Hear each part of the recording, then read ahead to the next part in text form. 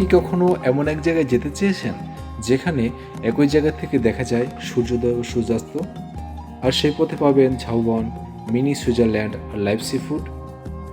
আজ আমরা ঢাকা থেকে কুয়াকাটার এক এপিক বাইক ট্রিপ করছি, রুট, খরচ, হোটেল আর পুরো লোকাল গাইডিং সঙ্গে নিয়ে। তাহলে চলেন শুরু করা যাক।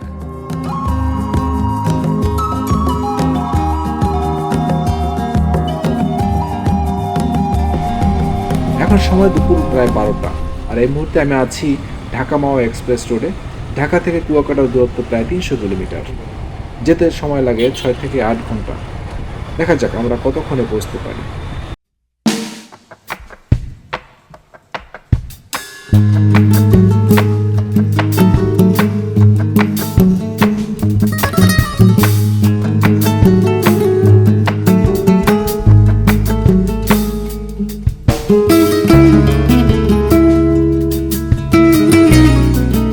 দেখতে দেখতে আমরা পদ্মা সেতুর কাছে পৌঁছে গেলাম। পদ্মা সেতুর টোল দেবার জন্য দাঁড়িয়েছে এখন। মাথার উপর থেকে চলে গেছে এটা রেল ব্রিজ আর কি। আমরা এখন পদ্মা সেতুতে উঠে গেছি, পদ্মা সেতু পার হচ্ছে। পদ্মা সেতুর ওই পারে যে স্থাপনাগুলো দেখা যায়, দূর থেকে দেখলে মনে হয় আমরা বাহিরের কোনো কান্ট্রিতে চলে আসছি, এরকম খুব সুন্দর দেখা যায়। এটা ক্যান্টনমেন্ট।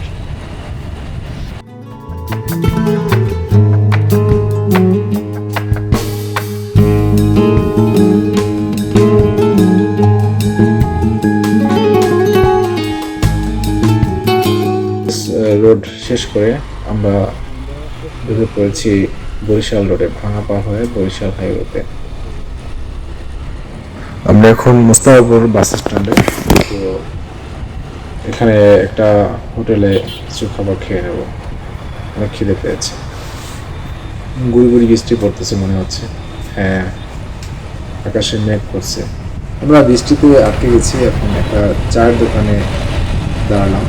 এখানে আমার মতো আরো অনেক বাইকার ভাইয়েরা এবং পথচারীরা এখানে আশ্রয় নিয়েছে। বৃষ্টি থেকে রক্ষা পেলাম, পাশাপাশি একটু চা খেয়ে নিই। তো চা খেয়ে আবার আমরা রওনা দিলাম। ইতিমধ্যে আমরা প্রায় বরিশাল পৌঁছে গেছি। এখন বরিশাল শহর অতিক্রম করতেছি। বরিশাল শহর অতিক্রম করে আবার আমরা ছুটে চলেছি দক্ষিণের দিকে, কুয়াকাটার উদ্দেশ্যে।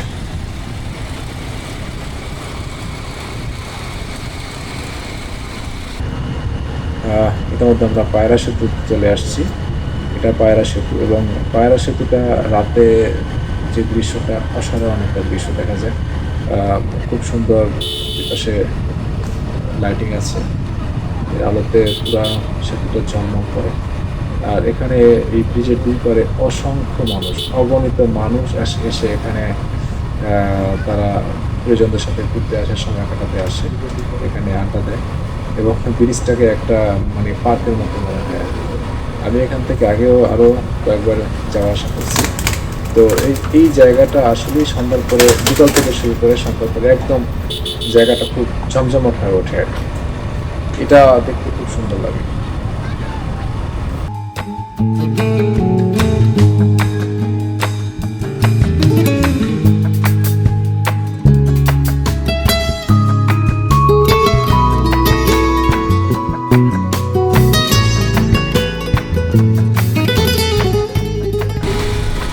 দেখতে দেখতে আমরা কুয়াকাটা পৌঁছে গেলাম। এখন গড়িতে রাত প্রায় 10:45, আর আমাদের এই মুহূর্তে এখন আছি আমরা খাসপুকুর পাড়। তো খাসপুকুর পাড়ের আশপাশে অনেকগুলো হোটেল আছে, আপনারা চাইলে এখানে থাকতে পারেন, বা বিচের কাছে যে হোটেলগুলো আছে সেগুলোতে আপনারা থাকতে পারেন। এখানকার যে হোটেলগুলো আছে সেগুলোতে একটু তুলনামূলক ভাড়া কম। আমি আগে থেকেই আমার হোটেলটা বুকিং দিয়ে রাখছিলাম, কারণ উইকেন্ডে একটু এখানে পর্যটকদের চাপ একটু বেশি থাকে, তখন সেক্ষেত্রে অনেক সময় রুম পাওয়াটাও মুশকিল হয়ে যায়। তো আপনারা যারা ছুটির দিনে বা সাপ্তাহিক বন্ধের দিনে আসতে চান, তার আগের থেকে রুম বুক করে আসবেন। এই সময়টা ভাড়াও একটু তুলনামূলক বেশি থাকে, তো আপনারা এটা যেখানে উঠবেন তথাগত বলে দরদাম করে নেবেন। তো আমার আগে থেকে ঠিক করা যে রুমটা আছে সেই রুমটাতে এখন উঠবো, উঠে বিশ্রাম করবো। দেখা হবে আগামীকাল সকালে ইনশাআল্লাহ।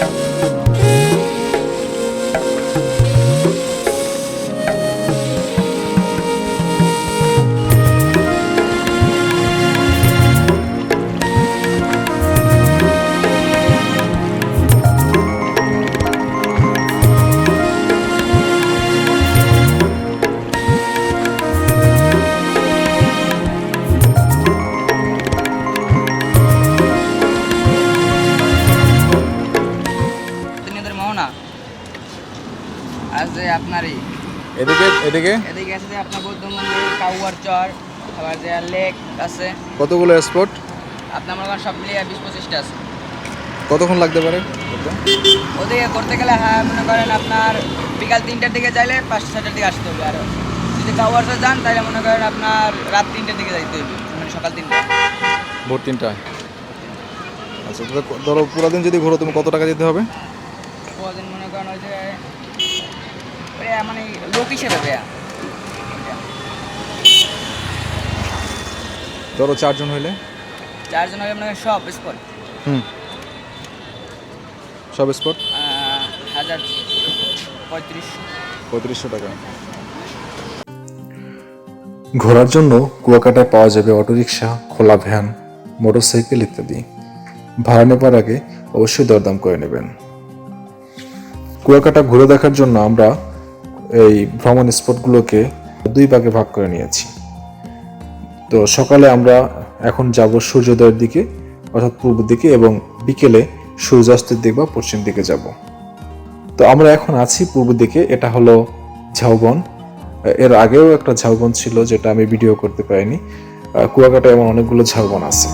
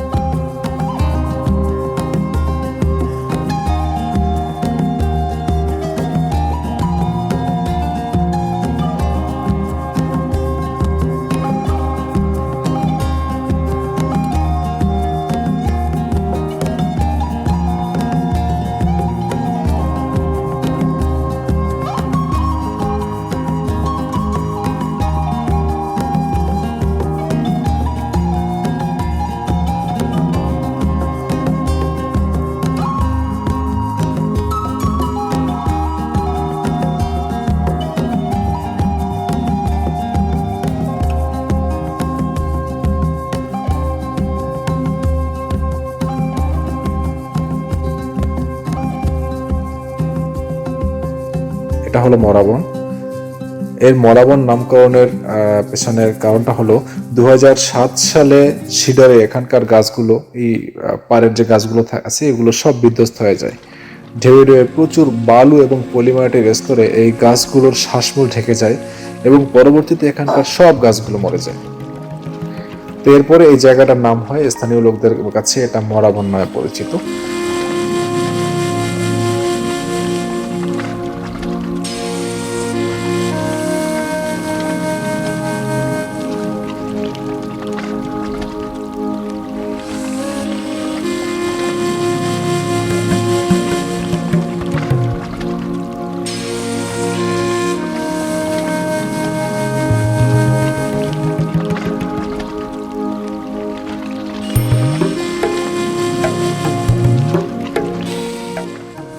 গঙ্গামতির চর, এখানে হাঁটলে মনে হয় যেন সমুদ্রের কোল ঘেঁষে হাঁটছি। ভোরবেলা এখান থেকে সূর্যোদয় দেখা যায়। এই যে খালটি দেখছেন, এটা গঙ্গামতির খাল। 50 টাকা ভাড়া দিয়ে বাইক নিয়ে পার হয়ে ওপার চলে এলাম। একটা ফ্রি টিপস দিয়ে রাখি, আপনারা যদি বাইক নিয়ে আসেন তাহলে এখানে নৌকায় বাইক তোলার সময় সাবধানে তুলবেন। অভিজ্ঞতা না থাকলে বোটের লোকদের তুলে দিতে বলবেন। আমার সামনেই একজন বাইকার ভাই বাইক সহ পানিতে পড়ে গেল। এই পারের এই জায়গাটার নাম কাওয়ার চর। অবশ্য একটা কাওয়াও চোখে পড়ছে না, একেবারে শান্ত একটা জায়গা। একটু সামনে এগুলি কিছু দোকানপাট পাবেন বাম দিকে, সেখান থেকে আপনারা সকালে নাস্তা খেয়ে নিতে পারেন। আমরা এখন আছি মিনি সুইজারল্যান্ড। এটা পূর্ব দিকের বিচের শেষ প্রান্ত। কুয়াকাটার এক অপার বিস্ময়, এমন সুন্দর নয়নাভিরাম দৃশ্য যা আপনাকে শুধু মুগ্ধই করবে না, এখান থেকে যেতে ইচ্ছে করবে না। চারপাশে ঝাউবন বেষ্টিত, মাঝখানে সবুজ মাঠ, অবিকল সুইজারল্যান্ডের মতো। এখানে আসলে আপনি পাখির কিচিরমিচির শব্দ শুনতে পাবেন এবং প্রকৃতির সাথে শান্ত একটা পরিবেশে নিজের মতো করে সময় কাটাতে পারবেন। কুয়াকাটা মূল বিচ থেকে এই জায়গাটা অনেক দূর হওয়াতে এখানে পর্যটকরা তেমন একটা আসেন না। এই জায়গাটা আপনার দেখলে একবার মনে হবে এটা হয়তো সুইজারল্যান্ডের মতো, একবার কাশ্মীরের মতো মনে হবে। আসলে এইটা কোনো নাম না দিয়ে এটা নিজস্ব একটা নাম থাকলে আরো ভালো হতো। তবে সে যাই হোক, জায়গাটা অনেক সুন্দর। আমি এই জায়গাটাতে অনেকক্ষণ ছিলাম এবং অনেকক্ষণ থেকে এর সৌন্দর্য উপভোগ করেছি।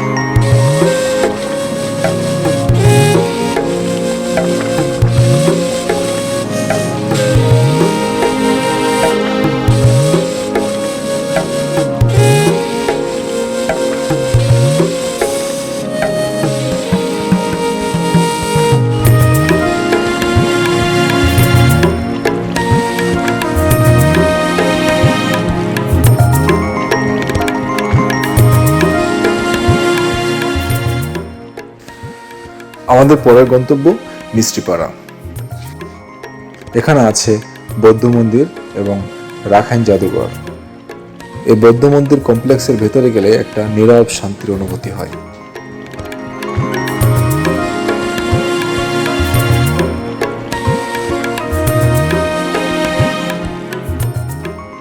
তো আমরা এখন বৌদ্ধ মন্দিরের ভেতরে প্রবেশ করতেছি।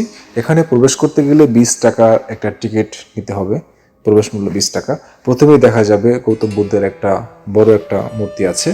এর পাশ দিয়ে পশ্চিম দিকে গেলেই এখানে আরো কিছু বিভিন্ন স্ট্যাচু আছে, কিছু নির্মাণাধীন কিছু স্ট্যাচু আছে এবং এটা অনেক সুন্দর ভিতরে জায়গাটা। এবং একটা কূপ আছে এখানে। এই আসলে এই কুয়াকাটা এরকম আরো বেশ কয়েকটা কূপ আছে। এই কূপটা কবে খনন করা হয়েছিল তার কোনো বিস্তারিত কিছু এখানে লেখা নাই। তবে এরকম অনেকগুলো কূপ আছে যে কূপ কাটা বা কূপ খনন করা দিয়ে আসলে কুয়াকাটার নামের উৎপত্তি। তো আমরা এই জায়গাটা এখন ঘুরে দেখব, এরপরে আমরা বের হয়ে এখানে যে রাখাইন মার্কেট আছে সেই মার্কেটটা যাব।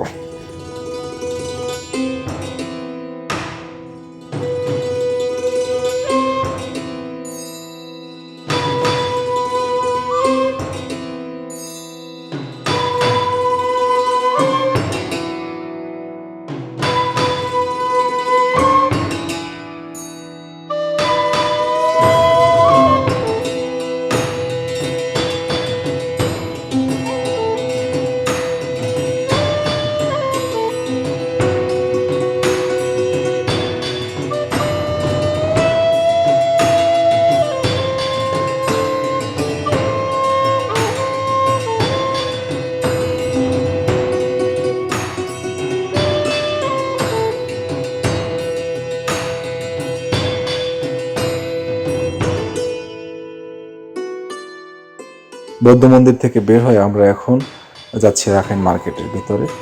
এখানে একটা তাঁতযন্ত্র আছে, আর দোকানগুলোতে পাওয়া যাবে হাতে তৈরি পোশাক, তাঁতের তৈরি শাড়ি এবং হস্তশিল্পের অনেকগুলো দোকান আছে ছোট বড়। এইসব দোকানগুলোতে রঙিন পাথর, কাঠের কারুশিল্প, স্মারক, এগুলো ইত্যাদি অনেক কিছু আছে। কুয়াকাটা ঘুরে ফিরে যাওয়ার আগে এখান থেকে কিছু নিয়ে যাওয়ার বুদ্ধি অনেক আছে।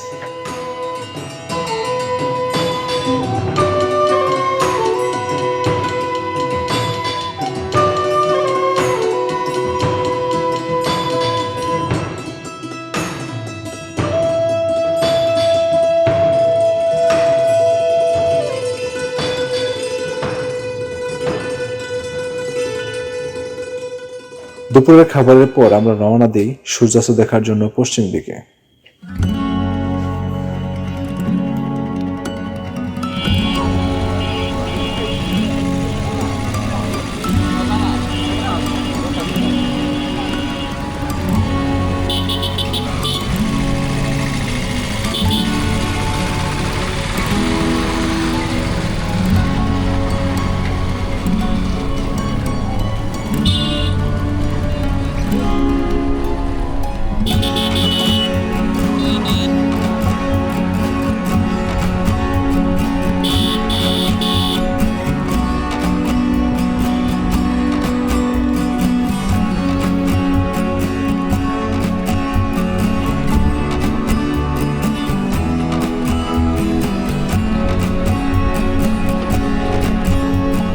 এই পথে প্রথমেই দেখা মিলে লেবু বন।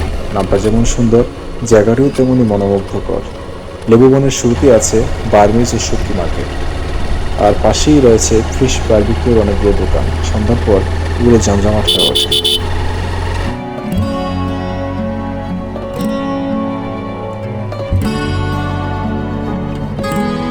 আমরা এখন আছি লেবু বন। এককালে এই জায়গায় নাকি মগেরা অনেক লেবু চাষ করতো, রাখাইন বা মগেরা, সেজন্য এটার নাম হচ্ছে লেবু বাগান বা লেবু বন।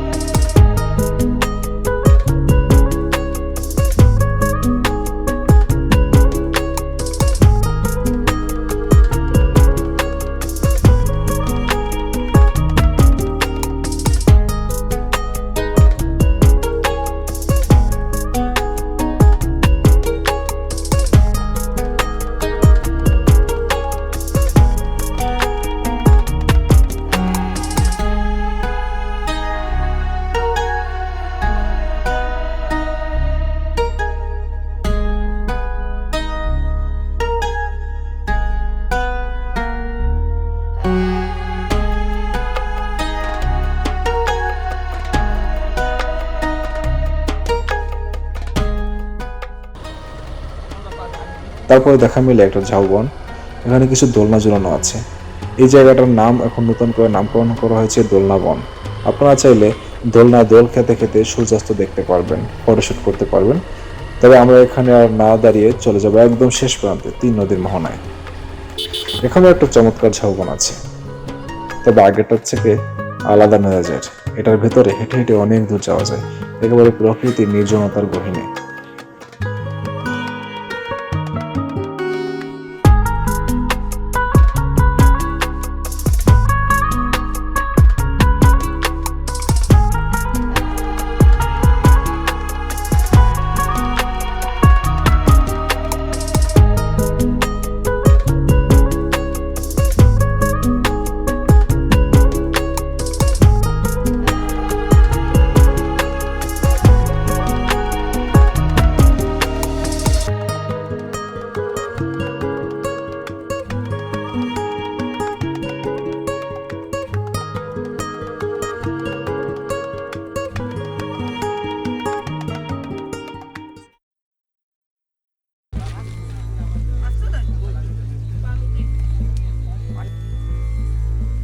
এখান থেকে তাকালে উপরে মিনি সুন্দরবন বা ফাতরার চর দেখা যায়।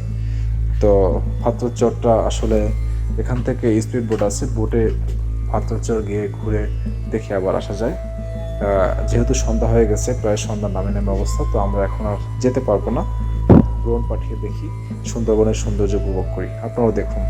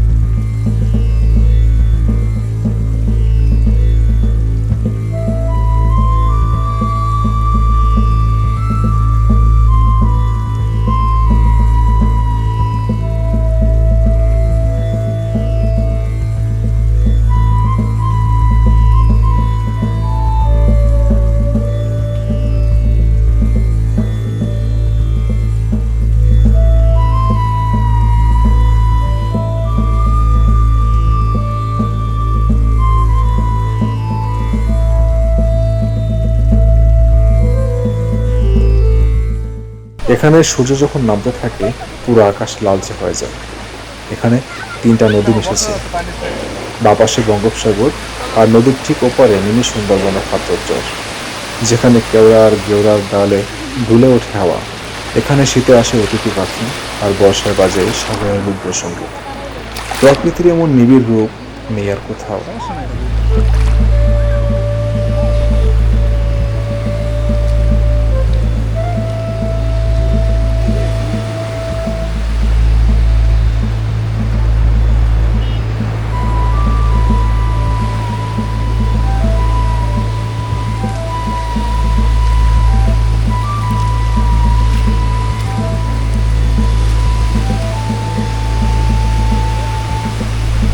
সন্ধ্যার আসল আকর্ষণ কুয়াকাটার সিফুড, বিভিন্ন সামুদ্রিক মাছ, তাজা কাঁকড়া, চিংড়ি সবকিছু লাইভ গ্রিল করে দিচ্ছে। তো আমরা এখন এমন একটা ফিশ ফ্রাই মার্কেটে আসছি, বিচের একদম পাশে এটা। কিছু অর্ডার করার আগে দাম জেনে নেবেন, দরদাম করার সুযোগ আছে। দোকান ভেদে দাম কম বেশি আছে, যাচাই করে নিলে জিতবেন।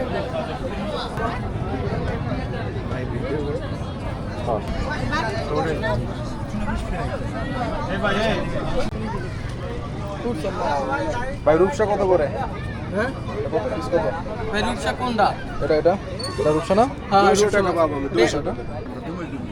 ভাই এটা কি মাছ? এটার নাম কি? এটা বাঁশপাতা। বাঁশপাতা শুট কি হবে?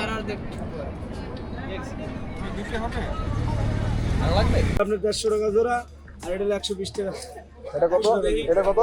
এটা 150 টাকা জোড়া জোড়া আর এটা 120 টাকা। এটা এটা এটা 100 জোড়া কত? জোড়া জোড়া হলো আপনার 200। এটা একটু দেখি 150 টাকা জোড়া তুলে দেখান তো।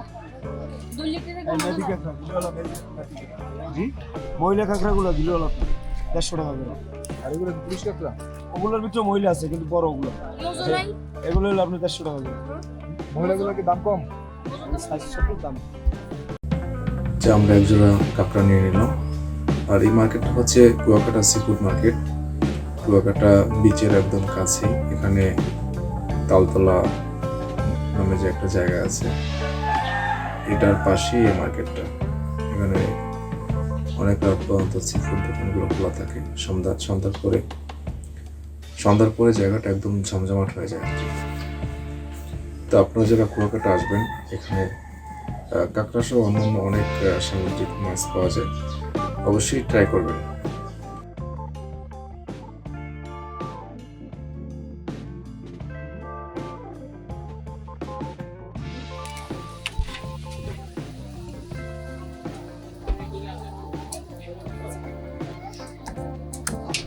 ভাই কই মাস্টারটা না এগুলো দেখো, বড় কিগুলো দেখো। সামনে দেখো না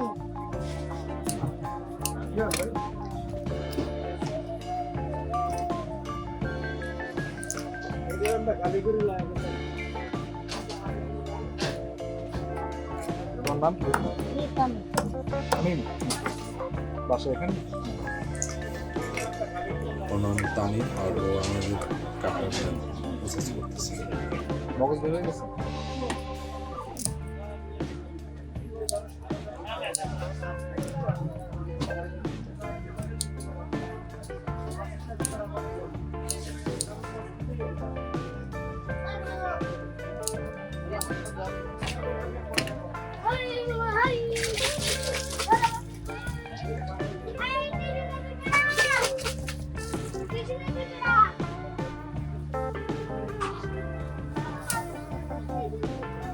খাওয়া কমপ্লিট?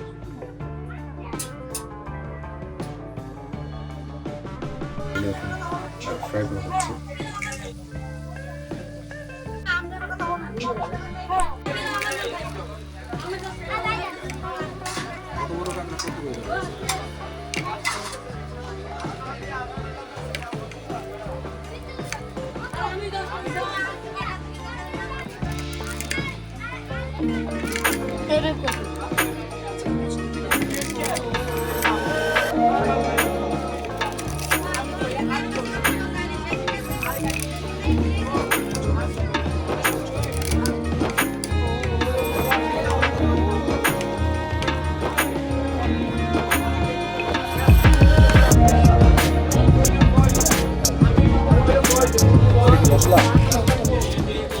এ ছিল আমার ঢাকা টু কুয়াকাটা বাইক ট্যুরের অভিজ্ঞতা।